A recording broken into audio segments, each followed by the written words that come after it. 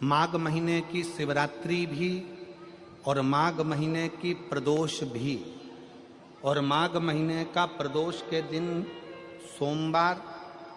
सोमवार भी 27 तारीख को पड़ रहा है, प्रदोष भी 27 तारीख को पड़ रही है, और महीने की शिवरात्रि भी 27 तारीख को पड़ रही है। तीनों का समागम,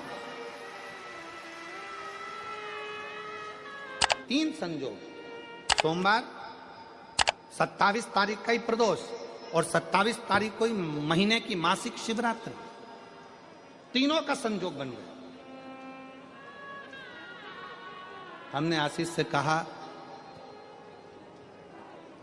दुनिया के लोग कुंभ में त्रिवेणी के घाट पर जा रहे हैं, पर मेरे भोले बाबा ने यहां त्रिवेणी इकट्ठी कर रख दी है।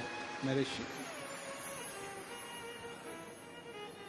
एक निवेदन सभी श्रोता बहन भाइयों से, कथा आस्था चैनल पर जो सुन रहे हैं, फेसबुक यूट्यूब पर जो सुन रहे हैं और पंडाल में बैठकर जो सुन रहे हैं,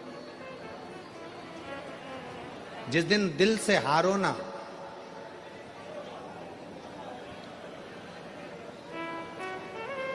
थोड़ी तकलीफों में अगर घिर जाओ, तकलीफें आ जाएं, कष्ट आ जाए, तकलीफें जिस दिन तुम्हारे भीतर बहुत ज्यादा मात्रा में आ जाए, उस दिन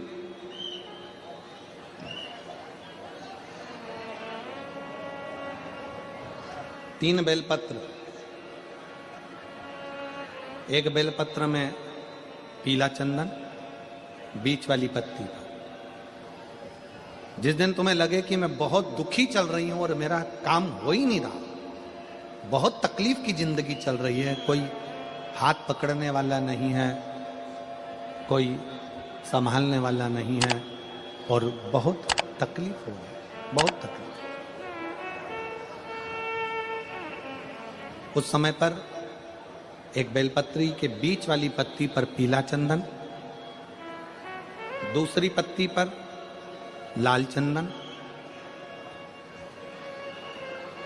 और तीसरी पत्ती पर 11 चावल गीले, पानी में उसको थोड़ा सा भिगो लें या धो लें, 11 चावल गीले शिव जी की उस पत्ती पर रखिए। सबसे पहला पीला चंदन का बेलपत्र, दूसरे नंबर पर लाल चंदन का बेलपत्र, तीसरे नंबर पर जो 11 चावल आपने धोकर रखे हैं वो हाथ की हथेली में रखना है, और हाथ की हथेली में रखकर अपनी कामना कर कर भगवान शंकर से विनय कर कर पंचाक्षर मंत्र नमः शिवाय या षडाक्षर मंत्र ओम नमः शिवाय या श्री शिवाय नमस्तुभ्यम बोलकर उस बेलपत्र पर सीधे हाथ में रखकर उल्टे हाथ का स्पर्श कर कर बाबा से अपने मन के भाव कहकर शंकर के शिवलिंग पर उसे समर्पित कर दीजिए।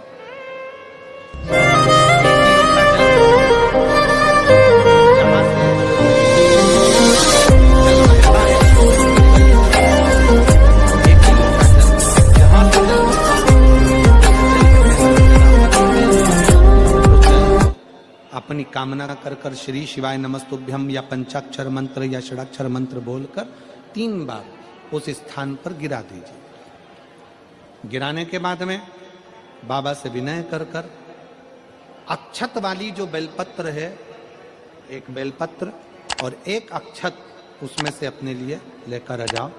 उसको 2 महीना 3 महीना अपने घर में रखिए। जितना भी दुख है धीरे धीरे बाबा समाप्त कर कर खुशियां घर में लेकर आता ही है। दुख समाप्त होगा, खुशियां घर में आएगी जरूर। ये आज जो शंकर के शिवलिंग की आराधना करेगा, पूजन करेगा, उसके घर में 2 देवियां सदा सदा विराजमान रहेंगी। पहली सरस्वती, दूसरे नंबर पर लक्ष्मी, उनके घर में सदा विराजमान। सरस्वती और लक्ष्मी।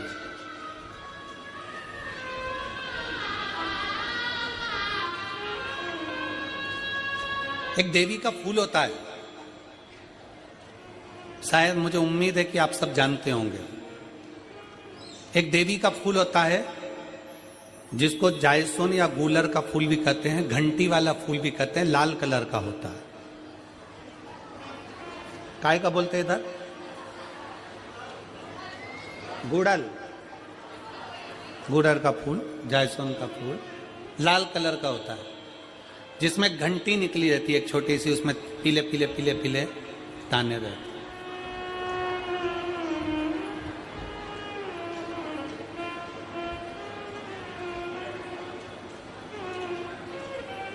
अगर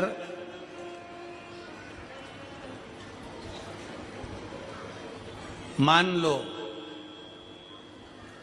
कोई बेटा बेटी, कोई लड़का लड़कियां, कोई बेटा बेटी, नवयुवक बच्चे या बहुएं या कोई अन्य व्यक्ति भी कोई कार्य चालू कर रहा है, मान लो कोई कार्य आप चालू कर रहे हैं, एजुकेशन के लिए बढ़ रहे हैं, या आपने कोई लक्ष्य बनाया है कि मुझे इस कंपटीशन एग्जाम में बैठना है, इस कंपटीशन एग्जाम में बैठना और मेरा इसमें पास होना जरूरी है, और मैं जो चीज पढ़ती हूं ना मैं भूल जाती हूं, मैं अध्ययन करता हूं और भूल जाता हूं। कई माताएं भी ऐसी हैं 40, 45, 50 साल, 60 साल की हो गई, 60, 70 साल की हो रही हैं, कई बार कह देती हैं मेरी याददाश्त ठीक नहीं है, मैं कोई सामान रखती हूँ भूल जाती हूँ, मेरी याददाश्त में नहीं रहती। कोई भाई भाई लोग कह देते हैं मेरी याददाश्त में नहीं रहता, भूल जाता हूँ। कोई कहकर गया मुझसे बात कर लेना और मैं भूल गया कि मेरे को उससे बात करना था। कई बार मुझे मनी मंजिल तक पहुंचना है। तो शिव महापुराण की कथा कहती है आप अपने परिश्रम को 4 गुना बढ़ाओ, मेहनत 4 गुना करो, पढ़ाई 4 गुना करो, अध्ययन 4 गुना करो, दिन रात एक कर दो। और साथ में जो अशोक सुंदरी की जगह है, ये शिवलिंग समझ लेना जरा, ये जलाधारी पार्वती जी का हस्त कमल, ये शिवलिंग, ये जलाधारी, और यहां से जल बहता है। राइट में गणेश जी, लेफ्ट में कार्तिकेय जी, और बीच में जम के बोलो जरा अशोक सुंदरी। ये बीच की जगह जो घंटी वाला फूल होता है, जिसको आप लोग जायसवान बोलें कि आपके क्षेत्र में गुलर बोलें, देवी जी को चढ़ता है। देवी जी का अति प्रिय पुष्प है, माता रानी का वो लाल पुष्प अति प्रिय। उसी पुष्प को ये बेलपत्र की जो डंडी होती है, बेलपत्र की जो डंडी का भाग होता है, उस घंटी का भाग उसी डंडी की ओर होना चाहिए। जैसे फूल की जो अंदर की घंटी जो निकली हुई है, उसका भाग ऐसा डंडी की ओर होना चाहिए। मतलब आपको बेलपत्री पर ये फूल को इस तरह से रखना पड़ेगा। मतलब उसका जो घंटी का भाग है, हाँ लाइए फूल लाओ, जेरा फूल मिल गया वो।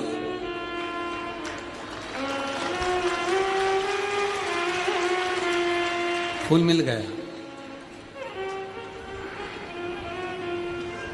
भारत में फूल जल्दी मिल भी जाता है, मिल गया। अब ये फूल और इस फूल की जो घंटी का भाग है वो इस डंडी की ओर हो, मारा डंडी के साइड। अपनी कामना कर कर, अपना नाम और गोत्र का स्मरण कर कर, शिव जी से अपने मन का भाव बोलकर इस फूल को और इस बेलपत्र को 12 महीने शिवरात्रि पड़ती है। किसी भी शिवरात्रि पर अशोक सुंदरी वाली जगह पर, शंकर के शिवलिंग की ओर जो अशोक सुंदरी की जगह है, वहां पर डंडी और घंटी का मुख शिवलिंग की ओर होते हुए उस बेलपत्र को समर्पित करो। कब करना है?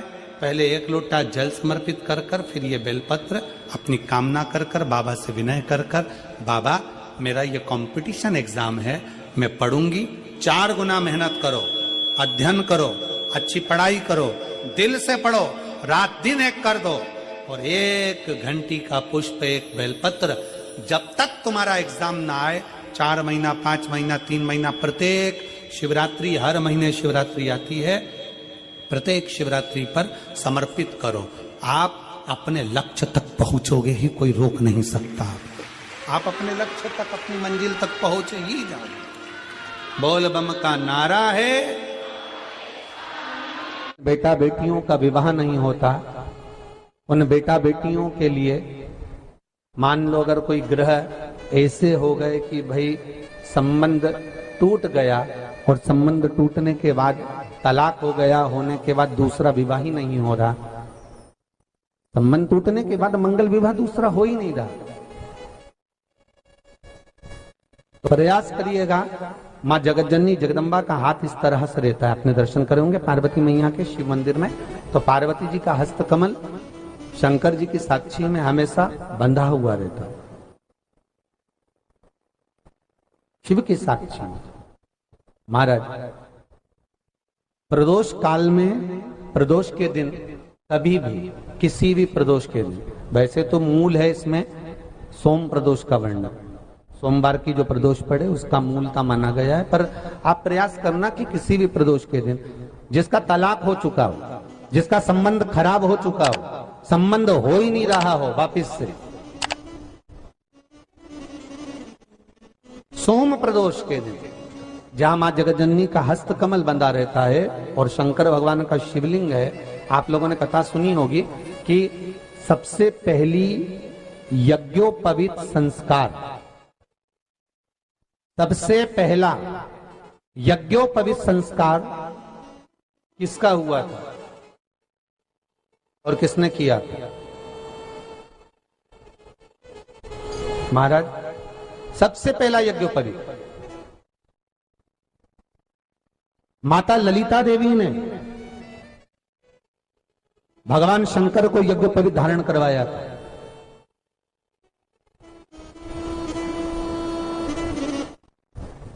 मां ललिता देवी ने सूत्र बनाकर अपने हस्त कमल से भगवान शंकर के सम्मुख में बिठाकर भोलेनाथ जी के हस्त कमल से स्वतः सूत्र बनाया था। भगवान शंकर प्रसन्न हो गए थे, बहुत प्रसन्न भोलेनाथ जी, इसलिए शंकर भगवान ने ललिता देवी को 2 वर दिए थे, एक किसी का अश्रु नहीं देखूंगा, दूसरा जो यज्ञोपवीत समित समर्पित करेगा, यज्ञोपवीत का भाव जो मुझे देगा उसके जीवन में बाधाओं को हर लूंगा। इसलिए आज भी हिंदू धर्म में देवताओं को जो यज्ञोपवीत चढ़ाया जाता है वो उलझा हुआ नहीं होना चाहिए। देवताओं को जो यज्ञोपवीत चढ़ता है उसको सुलझा कर चढ़ाया जाता है, समर्पित करेगा। अब कई विद्वान ब्राह्मण ऐसा कैसे यज्ञोपवीत में हल्दी लगाकर छोड़वा देते हैं, परंतु वो उलझा हुआ रहता है, वो सुलझा हुआ अगर चढ़ाएगा तो जो जजमान पूजन कर रहा है, जो जजमान पूजन में लगा हुआ है, उसको पूर्ण फल की अनुभूति हो, पूर्ण फल का प्राप्ति हो और ब्राह्मण भी बंधन से मुक्त हो। ललिता देवी जी तो हमारे यहाँ भौम सोमवार का जो प्रदोष हो, उस प्रदोष के दिन जिसका मंगल विवाह नहीं हो रहा है, सारी तकलीफें झेल रहे हो, बहुत कष्टप्रद हो, तो माँ का जो हस्त कमल है उस हस्त कमल से लेकर शंकर भगवान के शिवलिंग तक एक कच्चे सूत की धार बनाई जाती है। महाराज 6 धार कच्चे सूत की बनाई जाती है। यहाँ शंकर भगवान का शिवलिंग है, यहाँ माता का हस्तकमल है, हस्तकमल से चालू होकर शिवलिंग, शिवलिंग से चालू होकर हस्तकमल, ऐसी 6 धार बनाई जाती है माता। और धार बनाकर उस धार पर माखन का लेपन किया जाता है भगवान शिव को।